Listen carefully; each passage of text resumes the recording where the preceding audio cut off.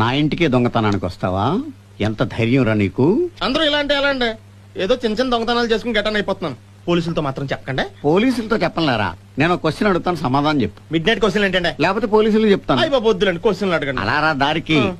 దీన్ని ఏమంటారు? ఇదో ప్రశ్న, దీనికి సమాధానం. దీన్ని గోడ అంటారు. కరెక్ట్. వస్తానండి. ఆగు. ఇది ఏం పని చేస్తుంది? ఇదేం పని చేస్తుందండి? కనీసం కథలను కూడా కథలదా? బాగా ఆలోచించుకుని చెప్పు. కొంచెం తేడాగా ఉన్నాడేంటి?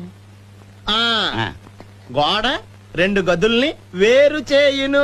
చాలా బాగా చెప్పావు. వస్తానండి. ఆగు. అదే పని తడిక కూడా చేస్తది కదా? చేస్తది. అప్పుడు మరి దీన్ని తడిక అని ఎందుకు పిలవకూడదు? దీన్ని తడికని ఎలా అంటామండి? ఇది గోడ అండి. కాదు, తడిక అంట. ఇది గోడ. తడిక. పెద్దవారు మీరు చెప్పిందే కరెక్ట్. దీన్ని తడికనే అందాం. మ్. ఈ తడిక్కున్న తలుపు ఒకసారి తీస్తే నేను వెళ్ళిపోతాను. Very good. కానీ ఇంకో క్వశ్చన్ అడుగుతాను, ఆన్సర్ చెప్పి ఇంకా క్వశ్చన్ లా? లాస్ట్ క్వశ్చన్ రా.